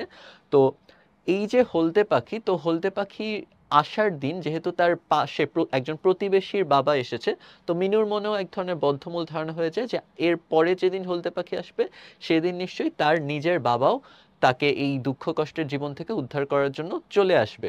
তো এই যে স্বপ্নটা, এই স্বপ্নটাই হচ্ছে মিনুকে বাঁচিয়ে রাখছে, এবং ওই যে পাশের বাসায় প্রবাসী পিতার আগমন লক্ষ্য করে যে বিষয়টা, তো সেই বিষয়টাই হচ্ছে আমরা বললাম, এবং পিতার জন্য মনে মনে যে অপেক্ষা, সেই অপেক্ষার জন্যই কিন্তু তার যে এই যে সারা জীবনের দুঃখ কষ্ট, তার যে স্বপ্নটা, সেই স্বপ্নটা তাকে এই দুঃখ কষ্টগুলো উথরে যাওয়ার প্রেরণা দিচ্ছে।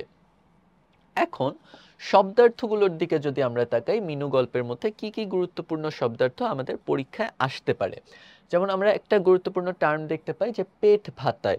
তো পেট ভাতায় বলতে পেটে ভাতে, অর্থাৎ হচ্ছে প্রয়োজনীয় খাদ্যের বিনিময়, অর্থাৎ মিনুকে যে দিয়ে তার যোগেন বসাক বিভিন্ন ধরনের কাজকর্ম করিয়ে নেয়, তো এই কাজকর্মের জন্য কিন্তু মিনুকে কোনো ধরনের পারিশ্রমিক তার দিতে হয় না, কিন্তু কোনো গৃহকর্মীকে সে যদি আলাদা করে নিযুক্ত করতো তাহলে কিন্তু তাকে আলাদা করে পারিশ্রমিক দিতে হতো, কেবলমাত্র থাকা এবং খাওয়ার বিনিময়ে কিন্তু মিনু তার বাড়ির সকল কাজ, সকল পরিশ্রমের কাজগুলো করে দিচ্ছে। তো এইটাকে বলা হচ্ছে পেটে ভাতায় রাখা। কালা, কালা শব্দের অর্থ হচ্ছে বধির, যে কানে কিছুটা কম শোনে।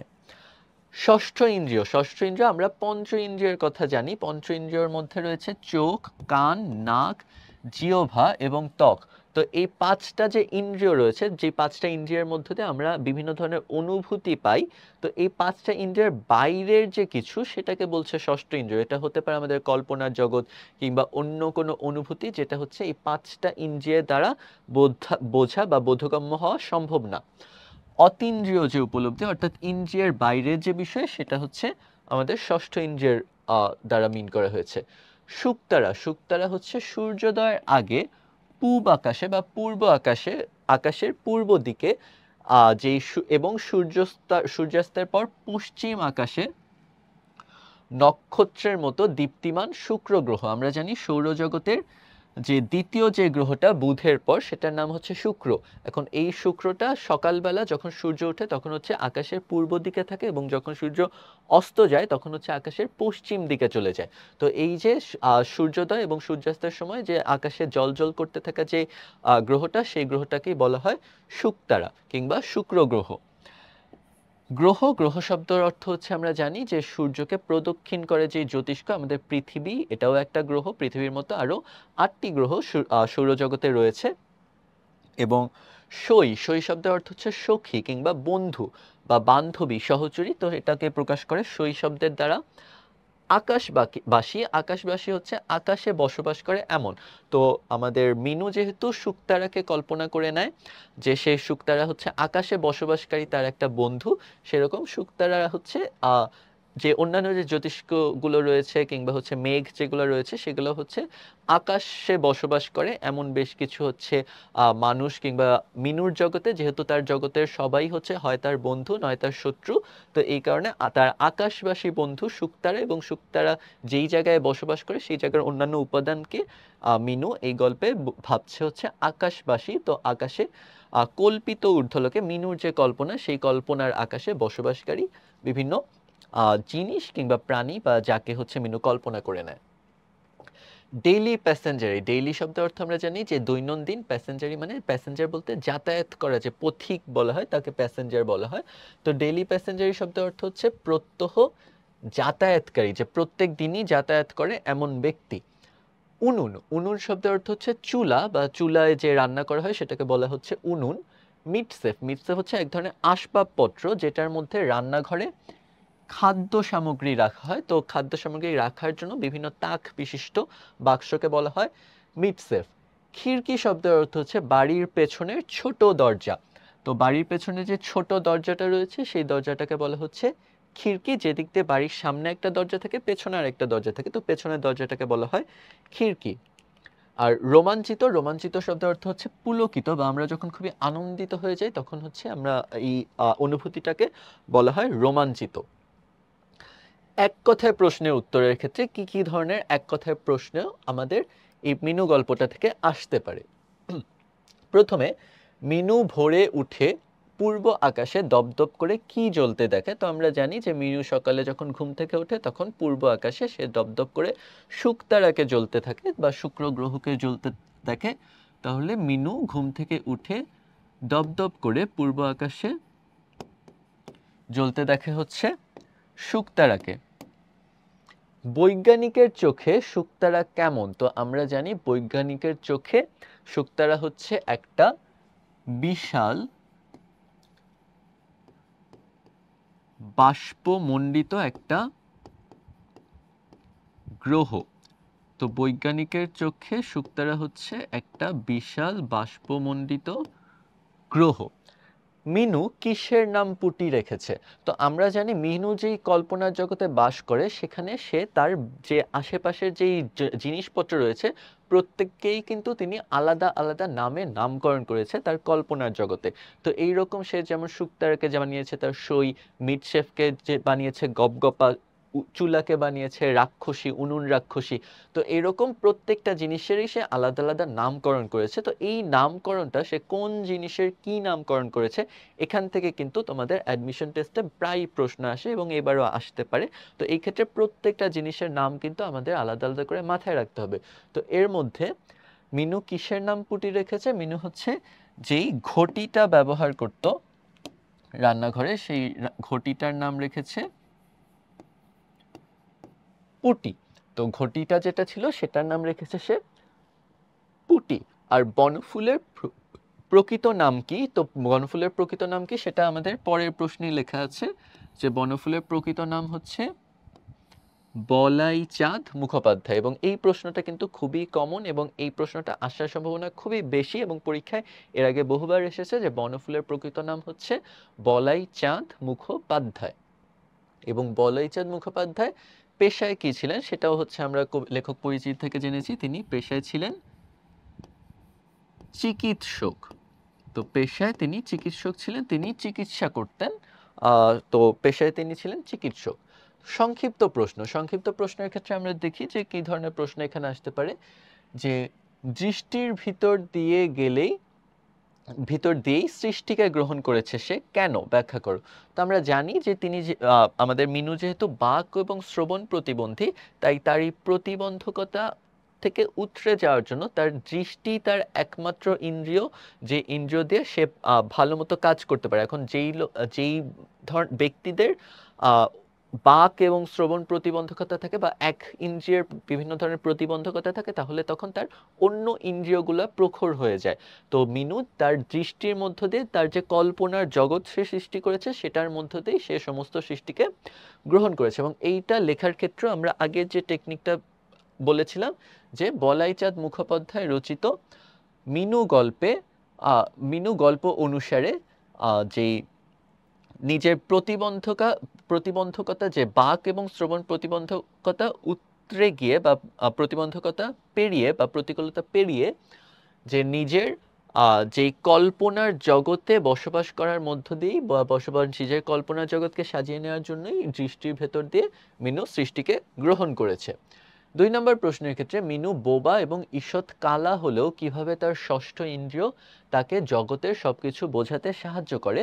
কারণ এই ষষ্ঠ ইন্দ্রিয় দ্বারা সে একটা কল্পনার জগৎ সৃষ্টি করে নিয়েছে এবং এই কল্পনার জগতে সকলেই তার বন্ধু কিংবা শত্রু, এবং এই যে বন্ধু এবং শত্রু করে সে পুরা জগৎটাকে যে তৈরি করেছে এইটার মধ্য দিয়ে কিন্তু তার সারাদিনের যে কষ্টকর জীবনযাপন, সে যখন হচ্ছে হাতুড়ি বা গদাই দিয়ে কয়লা ভাঙতে চায় তখন সে কয়লাকে যখন তার শত্রু মনে করে তখন কিন্তু এই শত্রুটাকে সে পিটাতে পারে, যে সে যেহেতু শত্রুকে, কয়লাকে তার মনে হয় জ্বলন্ত মাংস বা রক্তাক্ত মাংস, যেটা হচ্ছে উনুনের আঁচে সে হচ্ছে গনগন করে জ্বলতে থাকে এবং উনুন রাক্ষসী হচ্ছে সেই কয়লাকে হচ্ছে খেয়ে ফেলে।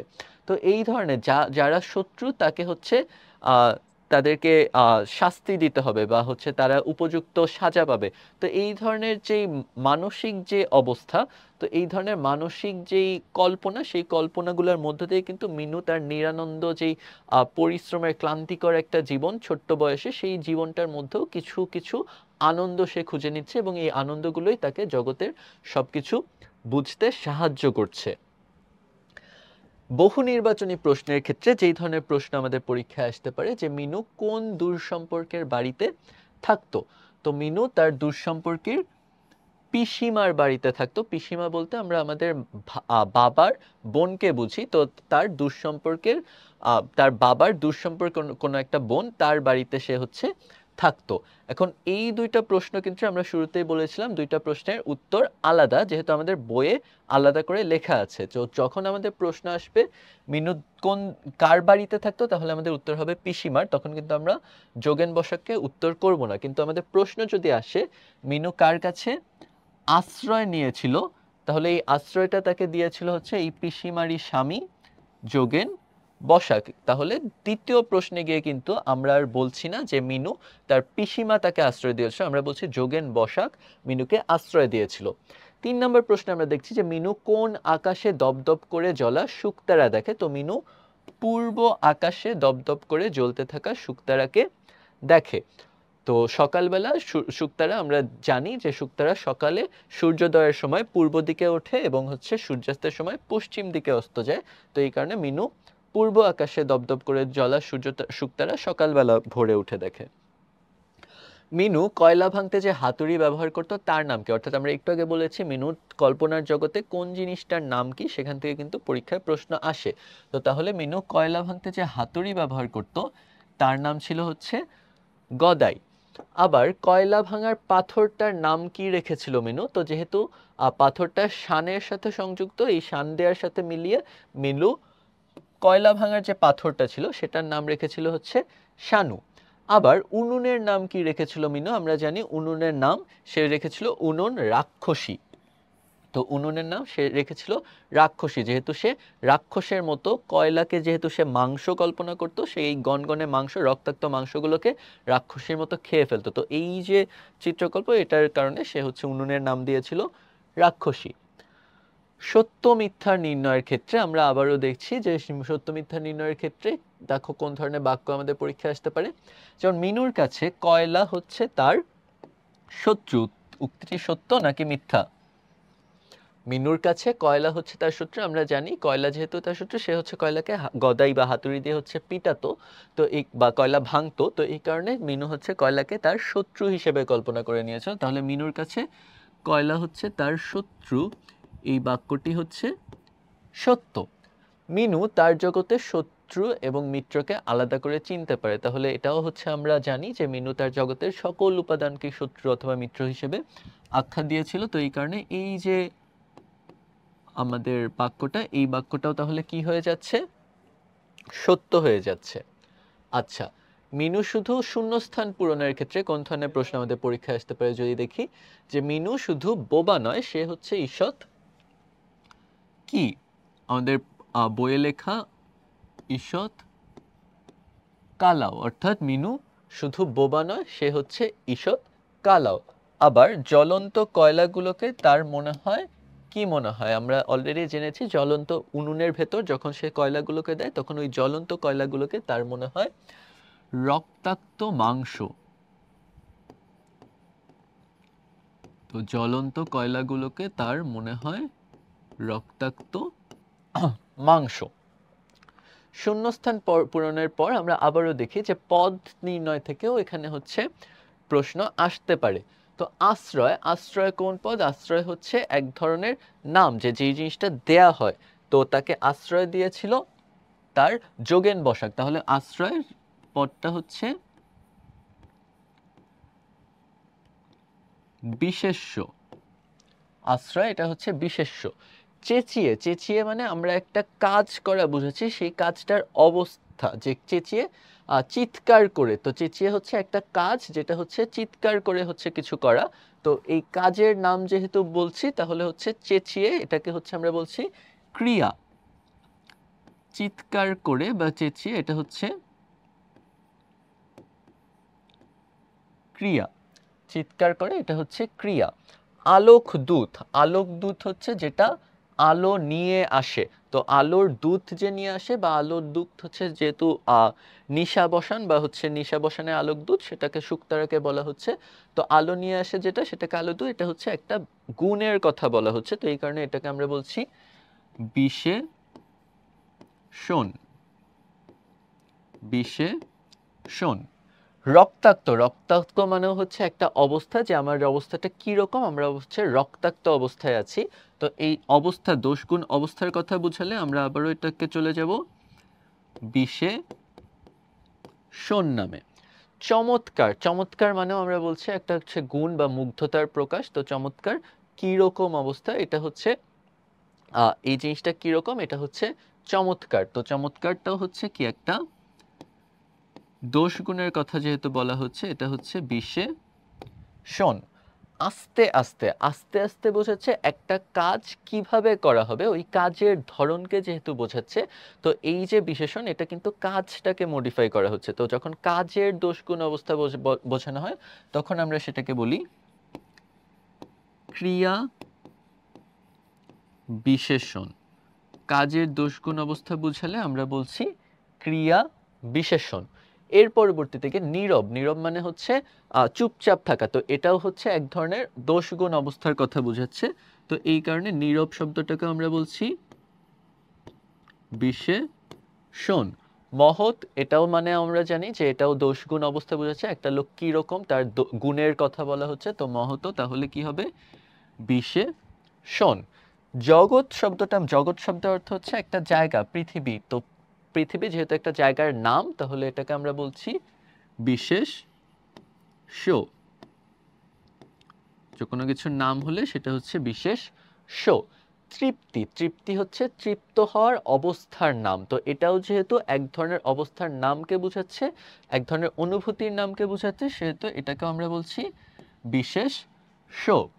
প্রকৃত, প্রকৃত মানে হচ্ছে এটাও কি কোন ধরনের অবস্থা। তো এটা যেহেতু কোনো অবস্থা প্রকৃত নাকি হচ্ছে অপ্রকৃত, যেটা কি আসল নাকি নকল, তো এটাও হচ্ছে দোষগুণ অবস্থার কথা বোঝাচ্ছে। তো এই কারণে এটাকে আমরা বলছি বিশেষণ। তো এগুলো গেল আমাদের এখান থেকে আসতে পারে এরকম কিছু পদের পদ নির্ণয়ের প্রশ্ন। তো পদের পরে আমাদের বাক্য নির্ণয় থেকেও কিন্তু বেশ কিছু প্রশ্ন আসতে পারে। এখন বাক্য কোন ধরনের হয় আমরা জানি, আমরা যদিও পরবর্তীতে আমাদের ব্যাকরণের ক্লাসগুলোতে আরো বিস্তারিত পড়বো, বাট আমরা সংক্ষেপে বুঝতে পারি যে যেই কোনো ধরনের নির্দেশমূলক বা বিবৃতিমূলক এক ধরনের বাক্য হয়। অনুজ্ঞাসূচক বাক্য, আমরা যখন কাউকে আদেশ নির্দেশ দেই তখন সেটা অনুজ্ঞাসূচক হয়। যখন আমরা প্রশ্ন করি তখন সেটা প্রশ্নবাচক বাক্য হয়। কিংবা যখন আমরা আমাদের আবেগ প্রকাশ করি তখন হচ্ছে বিস্ময়সূচক বাক্য হয়।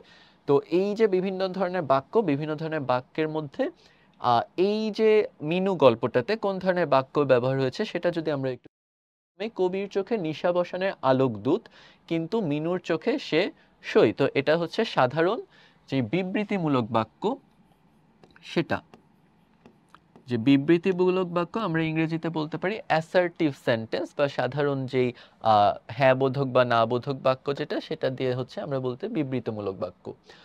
তো মহৎ হয়ে সুবিধাই হয়েছে যোগেন বসাকের, তো এটাও হচ্ছে কি একটা সাধারণ বিবৃতিমূলক বাক্য। মহৎ হয়ে সুবিধাই হয়েছে যোগেন বসাকের। আচ্ছা, তো এরপরে যে বাক্যটা কবে আসবে, মিনুর কত বড় হলে আসবে। তো এই যে দুইটা আমরা দেখছি, একটা প্রশ্নবোধক চিহ্ন আছে এবং এখানেও হচ্ছে প্রশ্ন করা হয়েছে। তো যখন যেহেতু প্রশ্ন করা হয়েছে সেহেতু আমরা এটাকে বলছি প্রশ্নবোধক বাক্য। প্রশ্নবোধক বাক্য। তারপরে বাহ চমৎকার আঁচ উঠেছে তো সইয়ের। তো চমৎকার আঁচ উঠেছে সইয়ের, যেহেতু এখানে একটা এক্সক্লেমেশন, বিস্ময় প্রকাশ করা হয়েছে, তো এই কারণে এটাকে আমরা বলছি বিস্ময়বোধক বাক্য। বিস্ময়বোধক বাক্য। মনে হলো জ্বর হওয়াটাও বুঝি অপরাধ একটা। তো জ্বর হওয়াটাও বুঝি অপরাধ একটা। তো এখানেও হচ্ছে কি, এটা হচ্ছে একটা বিবৃতিমূলক বাক্য, যে জ্বর হওয়াটাও বুঝি অপরাধ একটা।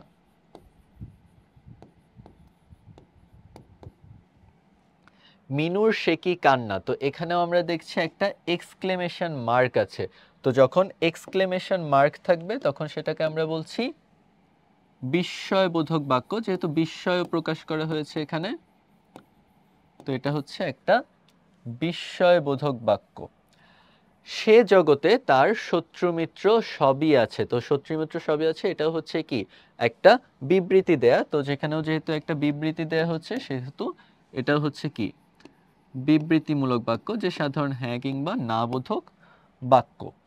তো এরপরে গিয়ে আমরা যদি এক কথায় প্রকাশ কিছু দেখি যে এখান থেকে কোন ধরনের এক কথায় প্রকাশ আমাদের পরীক্ষায় আসতে পারে, তো এটা হচ্ছে প্রথমেই দেখছি অতীন্দ্রিয়। অতীন্দ্রিয় শব্দের অর্থ হচ্ছে ইন্দ্রিয়ের অগোচর বা ইন্দ্রিয়ের মধ্যে বা ইন্দ্রিয়ের জানার মধ্যে নাই, তো এমন বিষয়কে বলতেছে ইন্দ্রিয়ের অগোচর। তো এটা হচ্ছে একটা গুরুত্বপূর্ণ এক কথায় প্রকাশ, যে অতীন্দ্রিয় শব্দের অর্থ ইন্দ্রিয়ের অগোচর। তো এরপরে যেটা জ্বলন্ত, জ্বলন্ত মানে একটা অবস্থার কথা বলছে যে কোনো কিছু জ্বলছে এমন, তো তাহলে এটারও এক কথায় প্রকাশ হবে জ্বলছে এমন, জ্বলন্ত। কালা, কালা শব্দের অর্থ হচ্ছে কানে শোনে না এমন, এমন ব্যক্তিকে বলা হচ্ছে কালায়, তো এটা হচ্ছে একটা সাধারণ এক কথায় প্রকাশ। আর কল্পনা, কল্পনা বলা হচ্ছে কল্পনা করা হয়েছে এমন, তো এটা হচ্ছে এক ধরনের সাধারণ এক কথায় প্রকাশ। তো এর মধ্য দিয়ে আমাদের প্রথম লেকচারে যে দুইটি গল্প আমাদের ছিল, এই দুইটি গল্পের যে পূর্ণাঙ্গ যেই গল্পটা, যে গল্পের সারসংক্ষেপ থেকে শুরু করে আমরা যেই বিষয়গুলো আমরা আজকে পড়েছি, লেখক পরিচিতি, লেখক পরিচিতির পর পাঠ পরিচিতি, পাঠ পরিচিতির পর শব্দার্থ এবং শব্দার্থের পর সংক্ষিপ্ত প্রশ্ন, এক কথায় উত্তর, এক কথায় প্রকাশ, পদ নির্ণয়, বাক্য নির্ণয়, শূন্যস্থান পূরণ, সত্য মিথ্যা নির্ণয়, তো এই যে বিভিন্ন ধরনের প্রশ্ন আমাদের ক্যাডেট কলেজ ভর্তি পরীক্ষায় আসতে পারে, তো সবগুলো প্রশ্নর যেই প্যাটার্নগুলো, তো ওগুলো সবগুলোই আমরা অল্প অল্প করে দেখার চেষ্টা করেছি যে কোন ধরনের প্রশ্নগুলো আমাদের ভর্তি পরীক্ষা থেকে আসে। তাহলে আমরা এখন যখন আমাদের প্রস্তুতিগুলোকে আরো বাড়িয়ে তুলব তখন কিন্তু আমাদের এই ধরনের প্রশ্ন পুরো পাঠ থেকে কিভাবে আসতে পারে এই বিষয়গুলো মাথায় রাখতে হবে। তো এর মধ্যে দিয়ে আমাদের আজকের লেকচারটা আমরা এখানেই শেষ করছি। তোমাদের সাথে ভবিষ্যতে এই বাংলা প্রথম পত্রের আরো লেকচার নিয়ে আবারও দেখা হবে। সবাই ভালো থাকবে এবং সকলকে শুভকামনা জানিয়ে আমাদের আজকের ক্যাডেট রিভিশন প্রস্তুতির যে ক্লাসটি বাংলা লেকচার 1 সেটা আমরা এখন এখানেই শেষ করছি। ধন্যবাদ সবাইকে।